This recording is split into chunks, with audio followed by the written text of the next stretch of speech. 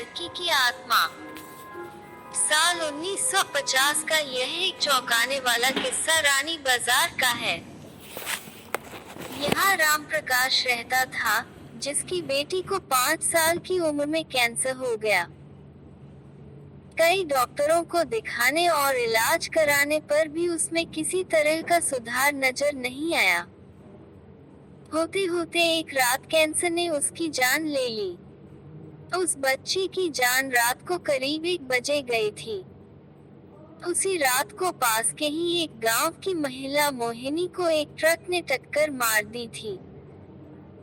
मोहिनी के परिवार वालों ने पूरी विधि के साथ उसे अंतिम विदाई दी।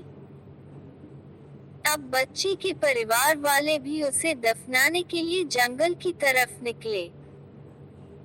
जंगल जाते समय अचानक से उस लड़की के शरीर में हलचल हुई। सभी हैरान हो गए कि मृत लड़की का शरीर कैसे हिल रहा है।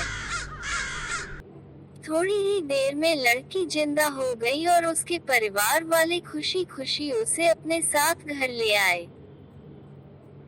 किसी को इस बात की भनक नहीं थी कि उस लड़की के अंदर उसी रात ट्रक से टकराने वाली मोहिनी की आत्मा घुस गई थी। बच्ची जब से मौत से लौटकर आई थी, तब से ही उदास और चुपचाप एक कोने में बैठी रहती थी।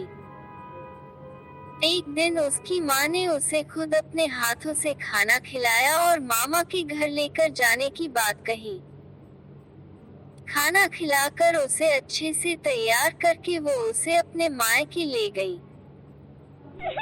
रास्ते में वो बच्ची जैसे ही उस ट्रक के हादसे वाली जगह पहुंची, तो उसने अपनी माँ को कहा कि मेरा गांव इधर है।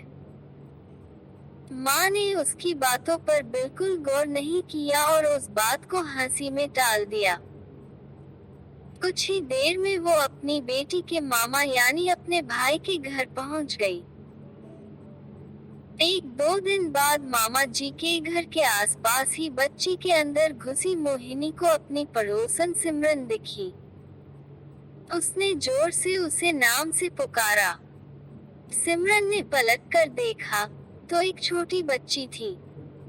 उसे बड़ी हैरानी हुई कि इस लड़की को मेरा नाम कैसे पता है।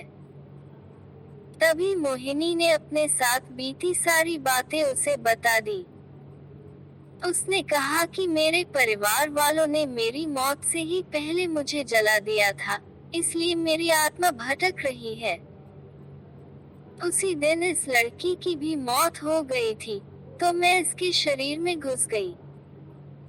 सिमरन ने ये बात अपने गांव जाकर सबको बता दी। पूरे गांव वाले और उसके रिश्तेदार मोहिनी से मिलने के लिए उसी बच्ची के मामा के घर के पास पहुंच गए। उस लड़की के अंदर रह रही मोहिनी की आत्मा ने सबको एक एक करके पहचान लिया। कुछ देर बातें करने के बाद वो अपने परिवार वालों के साथ अपने घर चली गई। अब उस लड़की की माँ बच्ची को घर में न देखकर परेशान थी। जब उसे पता चला कि वो कुछ लोगों के साथ दूसरे गांव गई है, तो वो उसे बुलाने के लिए चली गई। अपने परिवार के साथ खुश मोहिनी ने वापस आने से मना कर दिया। पास के ही लोगों ने उसे समझाया कि तुम्हें दोनों परिवार के साथ रहना चाहिए, इससे सभी को खुशी मिलेगी। तुम किसी एक परिवार को दुखी नहीं कर सकती हो। इस बात को सुनने के बाद लड़की के शरीर में रह रही मोहिनी अपनी माँ के साथ वापस आने के लिए राजी हो गई। अब वो दोनों परिवारों के साथ खुशी खुशी रहने लगी। कहानी से सीख: जल्दबाजी में किया गया है कार्य अधूरा रह जाता है, इसलिए कोई भी कार्य करने से पहले उसे अच्छे से देख परख लेना चाहिए।